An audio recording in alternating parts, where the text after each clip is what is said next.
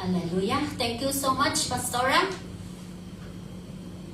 So, good evening sa ating lahat sa online o nandito man. At maraming salamat sa pagkakataon na binigay ng ating mahal na Pastora. At maraming salamat din sa ating Bishop Moses and Bishop Evelyn and Bishop Richelle Chongalaw. Thank you so much sa pagkakataon na privilege na iyong binigay sa akin. At bago po tayo mag-umpisa sa ating tatalakayin, tayo po muli ay manalangin. Hallelujah, Father God. Thank you so much, O Lord, for this night, O Father God. Yung binigay na oras na ako ay isang magpapahayag ng iyong salita, O Father God. Bigyan niyo po ako ng wastong pananalita, Panginoon, upang sa ganun, Lord, maipahayag ko po ang iyong salita.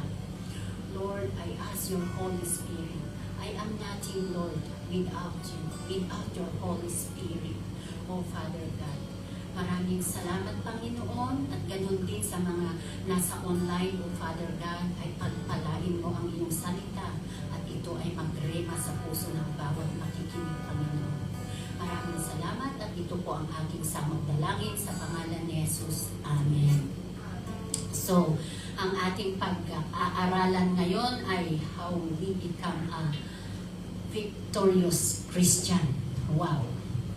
Ang ganda ng binigay na ating tatalakayin sa ngayon. So, basahin nga po natin sa ating Bible sa Joshua chapter 1 verse 8. Ang sabi po dito, huwag mong kaligtaan basahin ang aklat ng kautusan. Pagbulay-bulayin mo yon araw at gabi upang matupad mo lahat ng nakasaad doon. Sa ganon, magiging masagana at matagumpay ang iyong buhay. So, talagang victorious ang ating ngayon. So, paano nga po tayo magiging victorious sa ating Christian life? Makikita po natin ito sa Ephesians chapter 6 verse 13. Ang sabi po dito, kaya't gamitin ninyo ang kasuutan pandigma na mula sa Diyos, sa ganon makakatagal kayo sa pakikipaglaban pagdating ng araw na sumalakay ang masama upang pagkatapos ng labanan ay matatag pa rin kayong nakatayo. So, ano nga ba ang dapat natin, yung ating kalasan? Matatagpuan din natin ito sa Galatians chapter 5:22. Ito po ang dapat natin gamitin kung tayo ay inaatake ng dyablo. Kaya nga sabi niya, pagbulay-bulayin. So, ito po ang kanyang salita na dapat natin gamitin upang sa ganon tayo ay matatag at tayo pa rin ay nakatayo kung maraming kapighatian na dumating sa ating buhay. Ang una po ay ang sabi niya dito, subalit ang bunga ng Espiritu ay pag-ibig, kagalakan, kapayapaan, pagtsatsaga, kabaitan, kabutihan, katapatan. Verse 23, kahinahunan at pagpipigil sa sarili. Walang batas laban sa mga ito. So malinaw po sa salita ng ating Panginoon, ang dapat na Kristiyano ay meron tayong ganito. Tanungin nga po ninyo sa iyong katabi dyan, sa iyong kinakaupuan, kung ilan po ang meron siyang nito. Dahil ito po ang kailangan natin na kalasag tuwing tayo'y inaatake ng ating kalaban.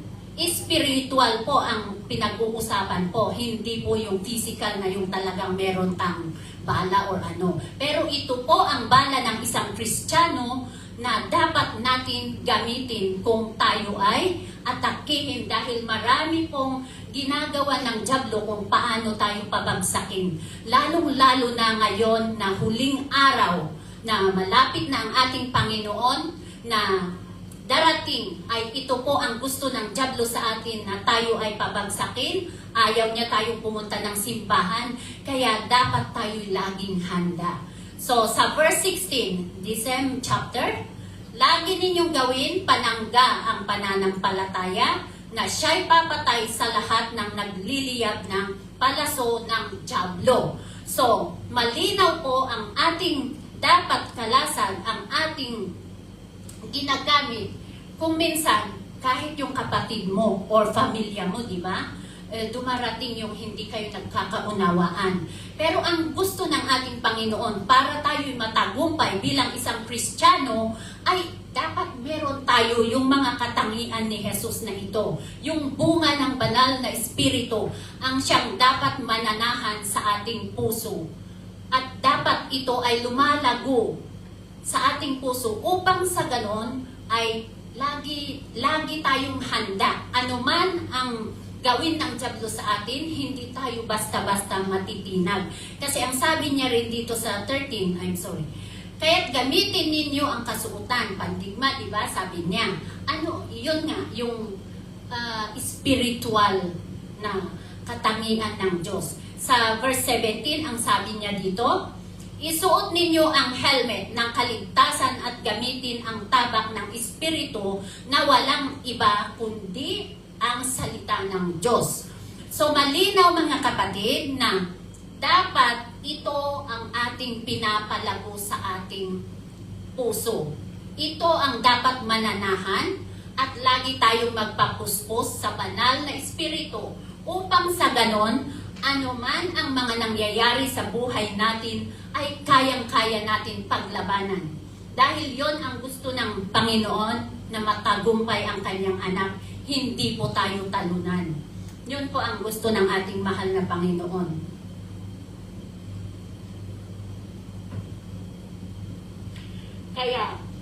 Kaya, mga kapatid, ito po ay paalala sa bawat isa sa atin na magiging matibay tayo. Magiging tapat tayong maglingkod sa ating Panginoon. Dahil ang gusto ng Diyos, tayo ay manalo. Tayo matagumpay. Dahil ang ating Panginoon ay nagtagumpay siya sa krus. Kaya mga anak din niya ay dapat matagumpay sa kanilang pananalig. Dahil kung basahin din natin dito sa verse 18, manalangin kayo sa lahat ng pagkakataon. Mga kapatid, kaakibat po ang panalangin. Humiling at sumamo sa patnubay ng Espiritu, lagi kayong maging handa at patuloy na ipanalangin ang lahat ng hinirang ng Diyos. So, alam niyo mga kapatid, isa pa to na gamitin natin sa ating kalaban pagdating ng dyablo na atakihin ka. Manalangin tayo. Alalahanin natin, ang panalangin po ay lagi tayong nangungusap sa Panginoon. Dahil ang sabi niya, humiling, sumamo means magmapakaawa, lumapit ka sa Kanya. Yun po ang ibig sabihin ng sumamo. Dahil ang patnubay ng banal na Espiritu ay kaya niyang labanan kung ano yung meron tayong hindi maganda. Tandaan po natin, ang magkalaban ang ating spirito at ang ating laman. Ang ating laman ay laging mahina, di ba? Kaya yon ang gusto ng ating Panginoon na dapat natin mapagtagumpayan sa buhay. Kung meron tayong mga ugali na hindi kaaya-aya, yon ay ma-overcome natin nawa na sa hiling natin sa ating mahal na Panginoon na alisin niya. Mismong kalaban mo na yung sarili mo kung minsan. Kahit na bumubulong yung banal na Espiritu na maaga kang pumunta ng church pero lagi kang late. Dahil mas nananaig po yung laman.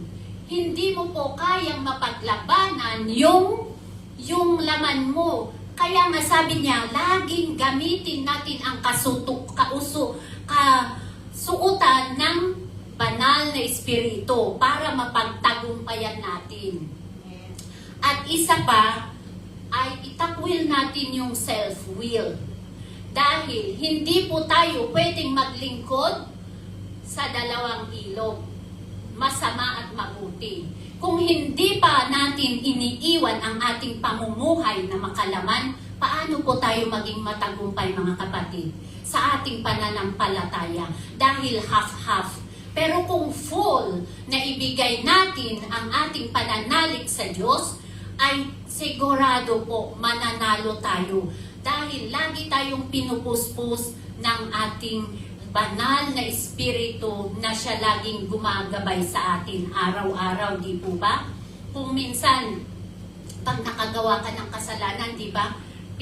Nandun yung parang may bumubulong sa iyo ng mali yan. Na-experience po ba natin yon? Ibig sabihin, yung banal na espiritu na meron ka ay nangungusap na ituwid mo yan dahil mali. Kaya yon ang gusto ng ating Panginoon na ma-overcome ng bawat Kristiyano. Mapagtagumpayan natin yon kung ang puso natin ay punong-puno ng katangian ng Diyos na sabi nga niya dito sa Galatians na binasa natin kanina. Wala pong hindi po makakapasok ang dyablo sa ating utak o sa puso kung ito ay punong-puno tayo ng bunga ng banal na espiritu. Pero kung binibigyan natin na ng pagkakataon na kung ano-anong in-inject sa ating utak, ay talagang ang dyablo ay papasok, hindi lang isa, marami. Kaya meron yung mga espiritu na hindi mo maunawaan. Dahil kailangan natin po mga kapatid, no? Na wag natin bigyan ng pagkakataon. Dahil once na binigyan natin, ang dyablo ay alam na natin. Baka mamaya hindi mo na kayang mapaglabanan yan, lalala yung sitwasyon. Kaya yun po ang gusto ng ating Panginoon sa atin, na matagumpay nawa tayo sa ating paglilingkod sa ating Panginoon. Basahin nga po natin dito sa 2 Corinthians chapter 10 verse 4. Na ang sabi niya dito, ang sandata namin sa pakikipaglaban ay hindi makamundo, kundi ang kapangyarihan ng Diyos na nakakapagbagsak ng mga kuta. Sinisira namin ang mga maling pangangatwiran. So kung meron tayo as a Christian, kung meron tayong banal na espiritu na siya ang nananahan sa ating puso at punong-puno, kaya po natin na ituwid yung mali na nakikita natin sa ating kapatiran. Kaya po natin na pagsabihan, pero gawin natin sa mahinahon. Kahinahunan, kasi yun nga po ang kasama dito sa Galatians chapter 5:22, di ba? Nandun yung kahinahunan at kabaitan, di ba? Hindi yung nangbubulyaw tayo. Kung binulyawan ka, paano? Binulyawan ka ng isang leader mo or pastor mo, paano po yun? Dapat mahinahon ang isa para pag mamaya ay humupa na yung galit, ay at saka mo nakausapin na, pwede ba pastor na ayusin mo naman? Diba? Ang ganda pag ganon. Nandun yung paglalambing natin na para hindi tayo magkaroon ng samaan ng loob, yung puot. Kasi kung meron po tayo ng mga puot sa puso natin, alam po natin mga kapatid ang mangyayari sa atin. Nawawalan tayo ng gana. Nawawalan tayo ng gana na pumunta ng church, tinatamad, or pagod. Yung mga ganon. Pero kung puno tayo nitong kahinahunan, kabaitan, kabutihan, katapatan, ay mararamdaman din ng kapatid. Ipaparamdam po ng Diyos yan. Na, ganon pala yun. Diba? Kaya, dapat sa atin, mga kapatid, ay i-practice natin. Bilang isang Kristiyano, diba? Para naman, hindi, porkit namumulyaw, magbulyaw ka din, di, anong mangyayari? Di parang hindi ka rin Kristiyano. Kaya, yon ang maliwanag na salita ng ating Panginoon. Kailangan natin na mahinahon sa lahat. May tiyaga, may kapayapaan sa puso ng bawat isa.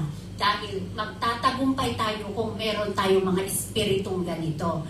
So basahin natin dito sa Luke chapter 10, verse 19. Binigyan ko kayo ng kapangyarihan. Sabi niya, binigyan ko kayo ng kapangyarihan, tapakan ang ahas at mga alakdan, at daigin ang lahat ng kapangyarihan ng kaaway at walang makakapanakit sa iyo. So maliwanag kung meron tayong bala or tabak ng bunga ng banal na espiritu, ay kayang-kaya natin na ma-overcome kung ano yung paninira ng dyablo. Tandaan natin, ang dyablo ay pumunta dito para sirain ang bawat isa. Sirain ang pamilya mo, sirain kayo na mag-ina or mag-ama, yung mga ganon. Marami pong pamamaraan ng dyablo para sirain tayo. Kaya magiging nawa, maingat tayo sa lahat ng ating mga ginagawa. Lalong-lalo na itong ating isip, para kung saan-saan nakakarating. Pero ang gusto ng ating Panginoon, kailangan lagi natin helmet. May helmet tayo, yung salita ng ating Panginoon, para matakpan at hindi maka-inject si demonyo sa atin. Kasi minsan, ito ang mahirap natin ma-overcome. Minsan kung ano-ano, konting problema, lalo na pag tumawag yung pamilya sa Pilipinas, tapos hihingi lang ng pera, tapos wala na naman. Yung nandun yung ano yung puso mo, ano ba naman yan? Yung wala man lang kumusta. Kaya ito ang gusto ng ating Panginoon. Dapat tayong maibigin ang pag-ibig. Kung nagkukulang tayo, hingiin natin sa ating Panginoon na bigyan tayo ng tunay na pag-ibig na nanggagaling sa Kanya. Sabi pa dito sa Romans 12:21, sabi niya dito na huwag kayong padaig sa masama, kundi daigin ninyo ng mabuti ang masama. Okay. Kaya nga sabi ko, pag yung isa ay nagagalit, ay huwag ka rin magalit. Para sa ganon, pag humupa na yung galit, ay mas maganda. Kasi pag yung galit siya, galit ka din, di magsasagutan talaga kayo. Kaya mas mainam yung umupa yung galit niya at saka rin magsalita. Kasi pag sumagot tayo, kasi ito nga ang gusto ng ating Panginoon, ang mga anak niya ay kailangan lahat magpagtagumpay sa araw-araw na pamumuhay natin. Di ba kung minsan, ang aga-aga, paggising mo pa, minsan, hindi natin nauunawaan yung mga ugali ng amo natin. Dumarating yung parang nagko-complain ka na. Kaya yun ang dapat na bantayan din natin para yung maghapon mo ay ma-overcome, mapagtagumpayan mo na may kagalakan, may pag-ibig na ano man yung ano ng amo ay kaya mo pa rin na i-handle. Ayun. Yun po ang gusto ng ating mahal na Panginoon sa mga anak niya upang magtagumpay tayong maglingkod sa Kanya. Ang sabi pa dito sa 2 Timothy chapter 1 and 7. Sapagkat ang espiritong ibinigay sa atin ng Diyos ay hindi espiritu ng kahinaan ng loob, kundi espiritu ng kapangyarihan, pag-ibig at pagpipigil sa sarili. Ito rin ang isa pa na medyo mahina tayo. Kung minsan wala tayong self-control, minsan yung nandun yung bukso ng damdamin na palasagot din tayo, Pero ang gusto ng ating Panginoon ay dapat mapagtagumpayan mo yan. Kung ikaw ay yung hindi mo mapigil, ipanalangin mo sa Diyos na, Lord, bigyan mo ako para mapigil ko ang sarili ko na yung mga ganon. Kaya nasabi ko kanina na pag punong-puno tayo ng bunga ng banal na espiritu, ito ay ating mapagtatagumpayan. Dahan-dahan lamang, pero at least meron tayong na kailangan natin suriin ng mabuti. ang ating sarili upang sa ganun makaiwas tayo sa kung ano na ginagawa ng dyablo. Okay, dito po sa 1 John chapter 4 verse 4. Mga anak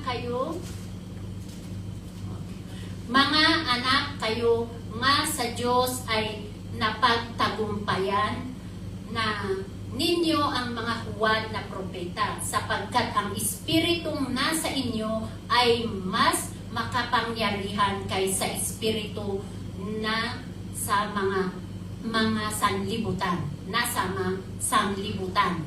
Ito pa mga kapatid na lagi natin pag-ingatan. Dahil marami po ngayon ang mga huwad na propeta. Sa Facebook, makikita natin. Kala mo maganda pero pag i-base mo sa Biblia ay iba pala. Ito pa ang ating pag-ingatan mga kapatid. Upang sa ganon, hindi tayo mailigaw. Di ba? Yan ang ating pag-ingatan. Ang banal na espiritu ay nangungusap na kasi ito talaga ay darating at darating ng panahon na mangyayari ang lahat na nakasaad sa Biblia. Kaya pinapaalalahanan na niya ng mas maaga yung mga anak niya upang sa ganon walang maligaw sa atin, kundi matagumpay tayong Kristiyano hanggang sa kanyang pagdating. Kaya ang buti ng ating Panginoon dahil meron ang Biblia na nagpapaalala sa atin, lalo na ang ating mga bishops, mga pastors, di ba? Lagi tayong pinapaalahanan. Kasi hindi pwede na walang magpapaalala. Kahit na alam natin, pero minsan nakakalimutan. Kung minsan, medyo matagal, kaya nakalimutan mo na. Pero ang kagandahan, dahil nandyan ang ating mga bishops, ating mga pastors, ating mga leaders na laging nagpaalala at ito pa ang gusto ng ating Panginoon. Para lagi tayong mapuspos, makinig tayo ng salita ng Panginoon, magbasa tayo ng Biblia. Para araw-araw kang magbasa ng Biblia, meron at meron itinuturo ng Diyos. Kasi kung hindi po tayo nagbabasa, ang mangyayari po sa atin ay talunan po tayo ng dyablo. Konting lang, nai-stress na tayo. Konting lang, nagtatampo tayo. Pero ang gusto ng ating Panginoon, lagi tayong magpapuspos, makinig ng salita, mga preacher, everyday yan, di ba? Hindi tayo nababakante. Umaga pa lang paggising mo, may preacher na ng umaga. Tanghali na naman, meron na naman. At ang maganda pa kasi na yung i-apply natin. Gawin natin para sa ganon ay makikita mo yung bunga sa iyong buhay. Maganda kasi pag yung nakikinig ka, tapos, sige nga, gawin ko rin to. I-try mo. Makikita mo kung ano yung bunga sa iyong buhay. Yun ang gusto ng ating Panginoon na matagumpay tayo. Hindi tayo talunan ng dyablo. Dahil ang dyablo talaga walang ginawa yan kundi sirain. Ating pananalig, minsan ginagamit ang kapatid para masiraan ka ng loob. Minsan yung mga leader mo, di ba?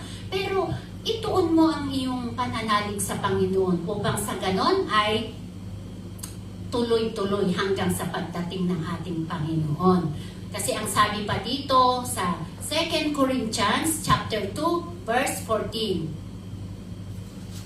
Sabi niya dito, ngunit salamat sa Diyos at lagi niyang kaming isinasama sa parada ng tagumpay ni Kristo. So maliwanag, no? Ang Diyos ay matagumpay sa lahat ng krus. Sa krus, matagumpay siya. Binigay niya yung buhay niya at yung dugo niya para sa iyo at sa akin.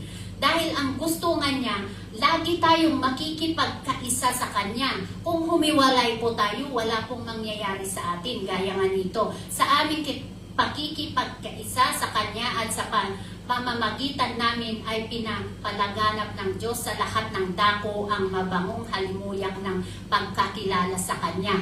So kung meron tayo itong banal na bunga ng banal na espiritu, ay diba nakikita ng ibang tao, ay ang ganda naman, ang bait niya, diba? Kaya nga doon nagmamanifest yung bunga ng banal na espiritu kasi kahit hindi mo sinasabi pero napapansin ng mga tao na nakakaiba si sister, talagang nabago, di ba? Kaya yun ang gusto ng ating Panginoon na makita ng mga tao, even yung pamilya natin, kung hindi man sila naglilingkod, kung nakita na ikaw ay nabago, ay talaga naman mamamangha sila, ay iba talaga pag nagsisimba. Di ba may mga ganon? Kaya yun ang gusto ng ating Panginoon sa atin, na kailangan matagumpay. Kasi sinama na tayo nung nagtagumpay si Jesucristo sa nangyari sa Kanya sa krus, ay kasama na tayo doon. Kaya dapat din ang mga anak niya ay matagumpay hanggang sa pagbalik ng ating Panginoon. Sabi pa dito sa John chapter 16 verse 33, sinabi ko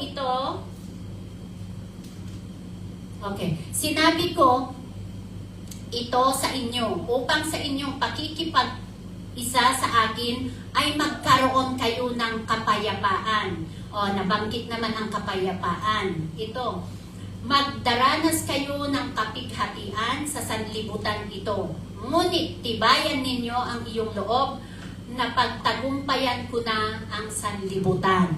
Oo, ang Diyos ay magtagumpay na niya na ipinatupad yung sanlibutan. So ang mga anak din niya ay kailangan din mapagtagumpay sa lahat ng hinaharap sa buhay. Kasi nakasulat na po sa Biblia talaga, ang mga anak ng Diyos ay wala pong bed of roses. Maganda po kung tayo ay nagdaranas ng mga ganito dahil nakikita, lalo tayong malapit sa Panginoon. Lagi tayong nanghihingi at sumasaklolo sa Kanya, no? Kaya ano man yung pinagdadaanan natin, pasalamat pa rin tayo. Hindi lang yung nagpasalamat tayo kung maayos yung lagay. Di ba? Dahil ang gusto ng ating Panginoon ay talagang magdaranas tayo ng mga ganito. Dahil paano tayo magtatagumpay kung hindi tayo makaranas ng mga kapighatian? Paano magiging matagumpay ang buhay Kristiyano mo kung lahat ay hayahay? Di ba? Kaya yun talaga ang tawag sa mga Kristiyano. Kailangan nandun yung sariling pagpipigil, lahat ang pag-ibig, lalo ang pag-ibig, no? I-practice natin sa ating mga puso, sa ating buhay, para dahil ikaw at ako ay inibig ng Diyos. Binigay niya ang dugo niya, ang buhay niya, para lang dahil mahal tayo ng Diyos. Kaya yun din ang dapat na ibigay natin sa kapwa natin. Yung maging maibigin tayo, yung mag-hello ka naman. Oh, hello sister, kumusta ka naman dyan? Kumusta? Yung mga ganon. Hindi yung nagkita lang kayo ng linggo, yun lang. Nandun sana yung paglalambing or pag-ibig. Palaguhin natin ang pag-ibig sa puso natin.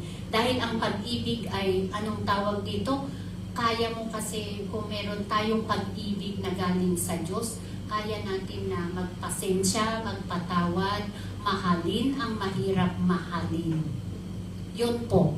Amen. At nandun yung pinapakita natin dahil ito po ang katangian ng banal na espiritu.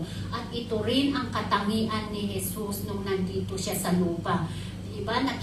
Nabasa natin na sa huling araw niya sa mundong ito, ano pa rin ang sinabi niya? Patawarin mo sila, Ama, dahil hindi nila alam ang ginagawa. So it means, talaga ang pag-ibig niya ay tunay, walang makakapantay. Kaya ang Diyos, ang gusto rin niya ay dapat tayo maibigin sa kapwa, maawain. Diba? Kaya ito, second to the last, 1 John chapter 5 and 4, sapagkat, sabi niya dito, na pagtatagumpayan ng mga anak ng Diyos ang sanlibutan at nagtatagumpay tayo sa pamamagitan ng pananampalataya. Kaya ang ating pananampalataya ay kailangan na matatag, kailangan ay ito ang lagi natin alalahanin, yung ating pananampalataya. Ano man ang distraction na dumating, tayuan mo yung pananampalataya. Ipaglaban mo. Dahil yon ang dapat para tayo ay matagumpay. Hindi tayo yung nagpapadaig sa demonyo. Dahil ang gusto ng ating Panginoon ay magiging matagumpay ang kanyang anak. So, okay. Ang sabi niya kasi dito sa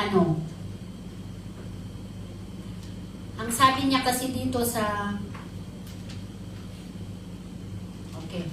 Ito na po ang ating conclusion, mga kapatid.